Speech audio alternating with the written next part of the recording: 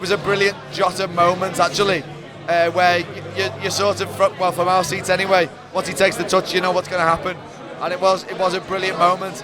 And I can't say I necessarily enjoyed the entire thing, but I'm having a nice time now, John. I don't really know what to say about that. It was I mean, this season's been mad, hasn't it? And it felt like it had restarted again, and we had to do it all again somehow, even despite where we are. Oh, I just don't know. Hooray! In the end, Neil Dockin, the only wobble that matters was Diogo Jota's hips. Diogo Jota's shimmy, like a young Neil Dockin on the dance floor, honestly. When he moves like that, like Adam says, there's only one thing happening, you know, and like the old Johnny Barnes song, yeah. Johnny Barnes goes that way and 4 defenders go that way. That's what Diogo Jota did to me. Unbelievable, and that finish across him, across the other side is a trademark, and some let off. The let off was unbelievable. Like, his footwork reminded me a little bit of Bobby Firmino against Arsenal. You know, when he leaves them all sprawling on the turf. In the first half, I thought at times Jota couldn't quite get into it, and I'm one of them idiots at half time was saying, should we not have gone with Núñez? Should we not have gone with Gakpo? Does Chiesa even, deserve a chance?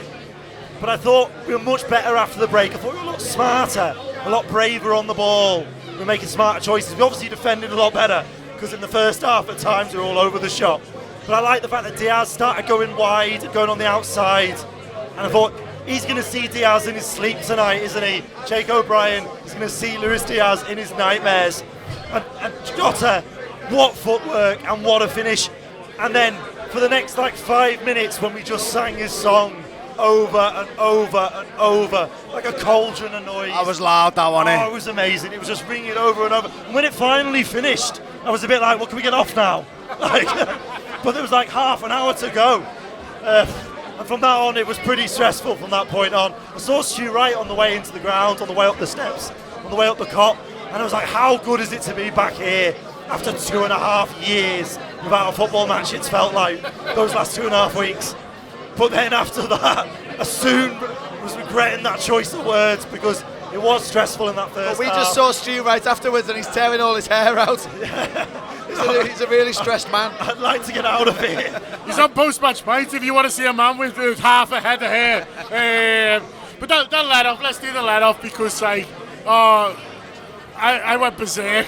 I describe myself as. I did. Because it's, even though about 2 seconds before you realise it's happening, it still sort of comes out a bit of nowhere. I was with Nalu's alongside me now, and I said it just before, one of these is going to break for us, because there was 4 or 5 where we were forcing it and doing it all right, but just broke for them, and I was like, one of these is going to break for us, and then it does, and it's in the net, and I shouted repeatedly for a long time.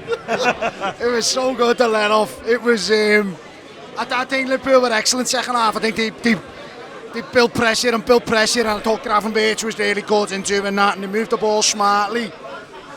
But the let-off was so good. I think that's second only to Salah's second against Brighton, when it's 2 and 2 minutes to go, and we go top that day, I think, and